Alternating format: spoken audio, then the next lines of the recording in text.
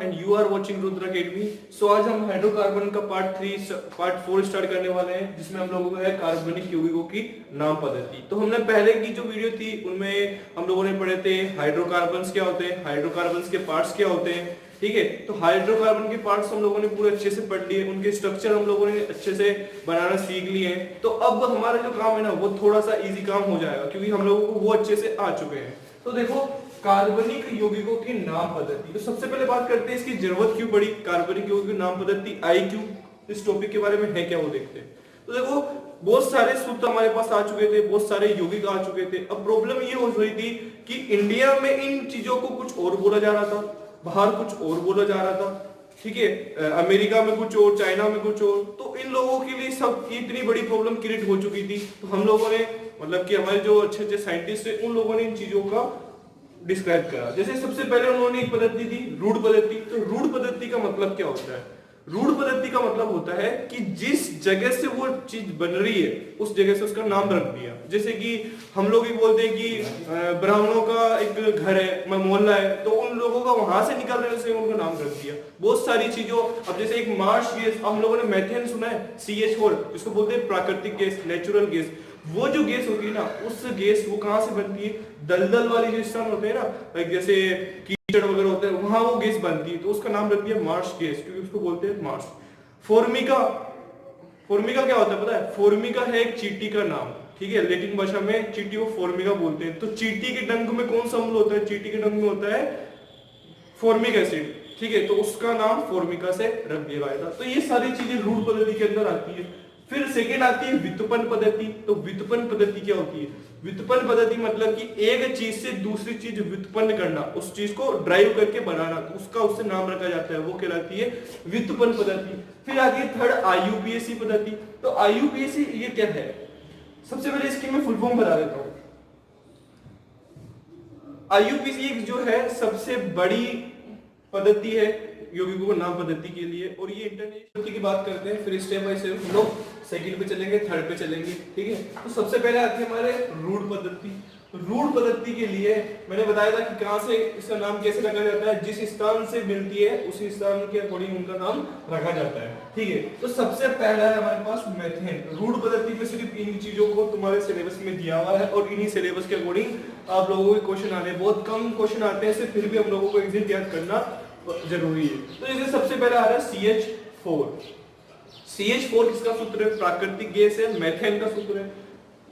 इसका रूढ़ नाम क्या है? Marsh gas. मतलब मेथेन जो है उसका अलग नाम है, लेकिन ये रूढ़ नाम है इसका। रूढ़ नाम बोले तो मार्श गैस। मतलब कहां से बनती है ये?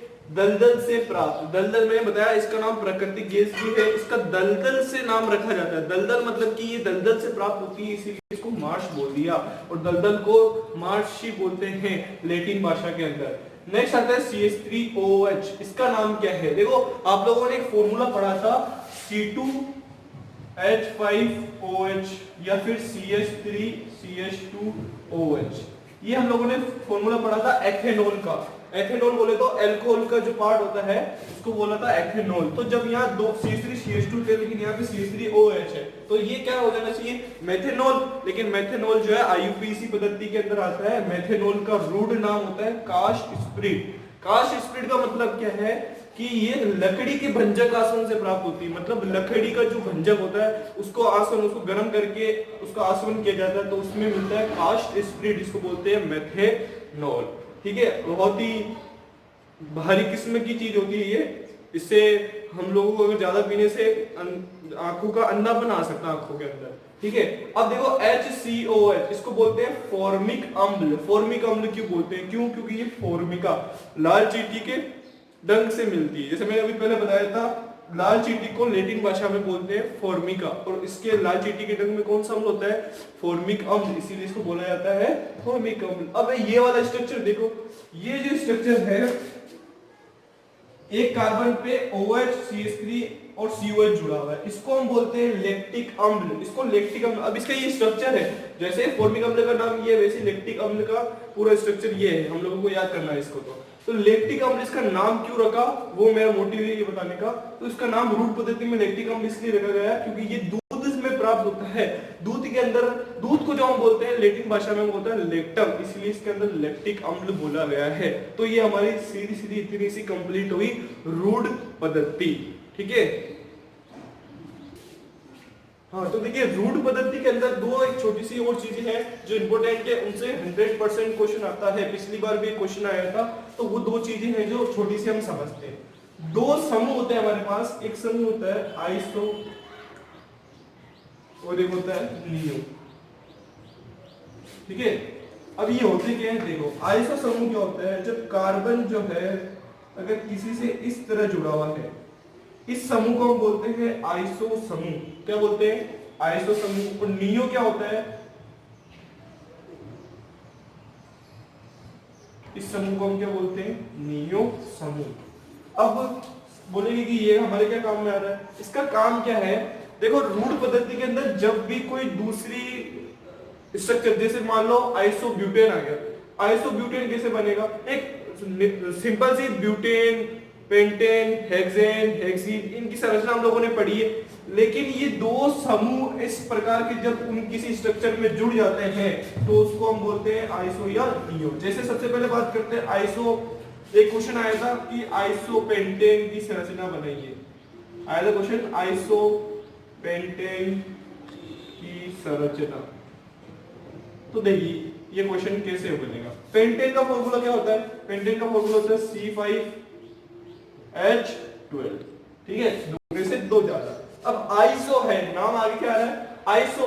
तो आइसो के लिए क्या करना पड़ेगा, पहले ये समूह लेंगे फिर उसके बाद में हम इसकी स्ट्रक्चर लेंगे। तो पहले ये समूह बना दिया CH3 CH3, ये कौन सा समूह है, ये हमारा आइसो समूह है। अब देखो पेंटेन की बात करें तो कार्बन कितने होने चाहिए, 5। तो 1 2 3 तो है, मतलब कि 2 कार्बन और आएंगे। ठीक है, अब हाइड्रोजन कितने हैं, 12। तो 3 3 और 1 7 हो गए टोटल। तो इस कार्बन पे कंप्लीट आ चुके हैं। इस कार्बन के लिए हमें 2 लगाने पड़ेंगे। ठीक है, इस कार्बन के लिए 2 लगाएंगे और यहाँ पे 3 लगाएंगे। बोलेंगे यहाँ 2 क्यों लगाया, क्योंकि 1 2 और 2 4 कार्बन की 4 संयोजकता हमें कंप्लीट करनी है इसलिए। तो ये किसका स्ट्रक्चर हो गया, ये हो गया आइसोपेंटेन का। कैसे कि ये आइसो समूह जुड़ा हुआ है यहाँ पे और total carbon is 5, so that's why this is isopentan। ठीक है, तो ऐसे आइसो की बात करते हैं, सेम ऐसे ही नियो के अंदर भी होता है। देखो नियो की कैसे बात करते हैं, ये किसका था, आइसोपेंटेन का। अब मैं बात करूंगा नियोपेंटेन की, नियोपेंटेन। ठीक है, बात करते हैं नियोपेंटेन की। तो नियोपेंटेन में क्या हुआ, पेंटेन का फॉर्मूला लिखो C5H12। तो पहले जिस तरह से हम लोगों ने यहाँ आइसो समूह लगाया था उसी तरीके से अब हमें नियो समूह लगाना है, फिर हम कार्बन अपने काउंट करेंगे। तो सबसे पहले नियो समूह बना लिया मैंने। ठीक है, नियो समूह बना लिया। अब कार्बन कितने हो गए, 1 2 3 4, हमें कितने चाहिए, 5। तो एक कार्बन और लगा देंगे तो हमारे पास ये किसकी संरचना हो गई, लग तो फूल की तरह। व्युत्पन्न पद्धति, तो व्युत्पन्न पद्धति के लिए एक चीज बता देता हूँ कि व्युत्पन्न का मतलब क्या है। व्युत्पन्न का मतलब होता है, इंग्लिश में से बोलते हैं ड्राइव, कि एक चीज से कोई दूसरी चीज कैसे बनती है और उसका नाम क्या रखा जाता है। तो देखो सरल यौगिक में जैसे हमने पहले CH4 को क्या पढ़ा था, CH4 को पहले पढ़ा था मार्श गैस और प्राकृतिक गैस, लेकिन इसको बोलते हैं मेथेन व्युत्पन्न पद्धति में। तो मेथेन CH4 का नाम है, तो मेथेन CH4 है। अगर यहाँ एक कार्बन CH4 है, एक हाइड्रोजन निकाले और 3 CH3 मेथिल समूह लगा दे, तो इसको हम क्या बोलेंगे, ट्राई। देखो जब भी दो चीजें आती है ना, जैसे CH2Cl2 आ गया, दो चीजें आती है ना तो उसमें लगता है डाई, 3 आती है तो लगता है ट्राई, 4 आता है तो लगता है टेट्रा, 5 आता है तो पेंटा, 6 आता है तो हेक्सा। तो यहाँ 1 2 3 आ रहा है तो ट्राई मेथिल समूह से बन रहा है तो मेथिल, और क्या बन रहा है, मेथेन। तो इसको क्या बोलेंगे, ट्राई मेथिल मेथेन। ठीक है, इसको देखो कार्बिनोल CH3OH, इसको हमने पढ़ा था मेथेनॉल, और क्या पढ़ा था, कास्ट स्प्लिट। लेकिन ये है क्या, कार्बिनोल है, किसमें, व्युत्पन्न पद्धति में। अब बोलेंगे कैसे है, वैसे इनका नाम है, शक्कर को शक्कर भी बोलते हैं क्योंकि नाम है, वैसे इनका नाम भी यही है CH3OH। तो CH3OH से देखो यहाँ पे CH2 और लग गया। अब इस समूह को भी जस्ट पहले मैंने बताया था एथेनॉल, लेकिन व्युत्पन्न पद्धति के अंदर ये किससे बना है, इससे, तो इसका नाम क्या है, कार्बिनोल। तो इसको क्या बोल देंगे, मेथिल। एक और आ गया तो मेथिल कार्बिनोल। अगर एक और आ गया तो इसको बोल देंगे एथिल कार्बिनोल। ठीक है, एसिटिक अम्ल का देखो, एसिटिक अम्ल को क्या बोलते हैं, CH3COOH।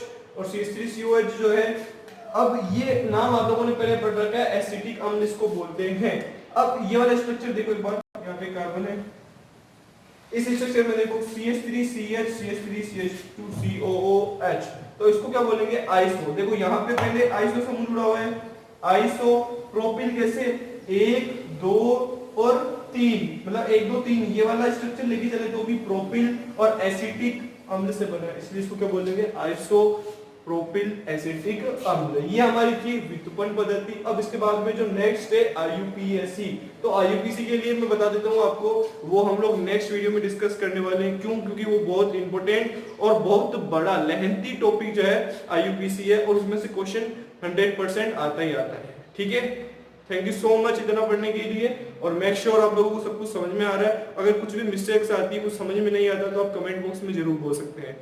Thank you so much.